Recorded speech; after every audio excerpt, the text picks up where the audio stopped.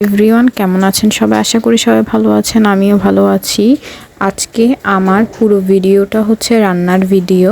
আমার রান্না বান্নার ভিডিওতে আপনাদেরকে স্বাগতম। আজকে আমি রান্না করব মুরগির মাংস আর ভুনা খিচুড়ি। ভুনা খিচুড়িটা রান্না করা শিখেছি আমি আমার ছোট কাকির থেকে। তো ওনার হাতের ভুনা খিচুড়িটা আমার অনেক বেশি ভালো লাগে, তাই কাকির থেকে জিজ্ঞেস করে আমি রান্নাটা করতে চেষ্টা করেছি। বিকজ প্রথমবার রান্না করা অনুযায়ী আমার রান্নাটা অনেক ভালোই হয়েছিল। মুরগির মাংস আমি যেভাবে রান্না করি সেভাবেই রান্না করেছিলাম। আর প্রথমে হচ্ছে আলু আর মাংসগুলো ভেজে নিয়েছিলাম, তারপর সকল মশলা দিয়ে মাংসগুলোকে কষিয়ে রান্না করে নিয়েছিলাম। লাস্টের দিকে হচ্ছে যে মাংসটাতে আজকে অনেক বেশি লবণ হয়ে গিয়েছিল, সেই জন্য আমি লবণ অতিরিক্ত হয়ে গিয়েছিল, সেজন্য আমি লবণ কমানোর জন্য অনেক কিছু দিয়েছি।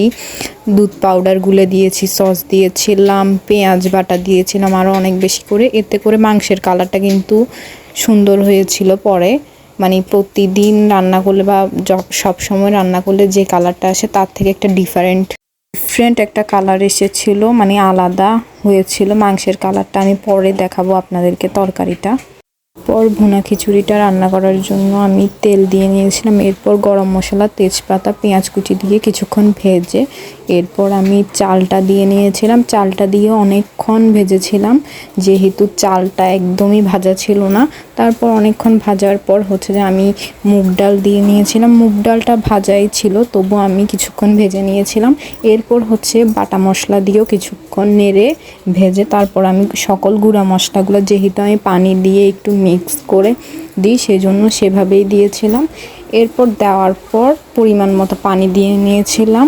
আমি একটু বেশি পানি দিতে চেয়েছিলাম, আসলে বেশি পানি দিলে খিচুড়িটা ভর্তা হয়ে যেত।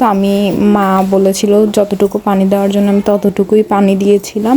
আর আমি যেহেতু কখনো ভাতই রান্না করি নাই, সেইখানে খিচুড়ি রান্না করাটা একটু ডিফিকাল্ট ছিল।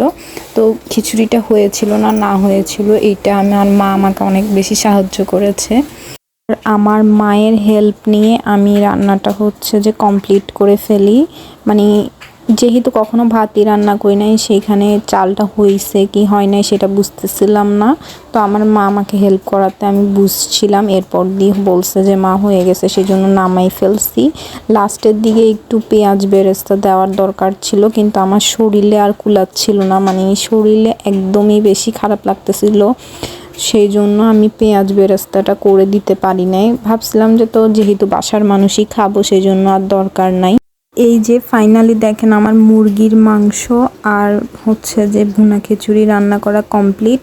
এইদিকে হচ্ছে লাস্টে আমি একটু প্লেটে পরিবেশন করে নিয়েছিলাম। এইটা হচ্ছে আমিই খাবো, বাইরের কোনো মানুষ না, যেহেতু একটু ভিডিও করব সেই জন্য এইভাবে একটু পরিবেশন করেছিলাম। আর বাসায় হচ্ছে কোনো সালাদ ছিল না, সেই জন্য কোনো পরিবেশনটা সালাদ করতে পারি নাই।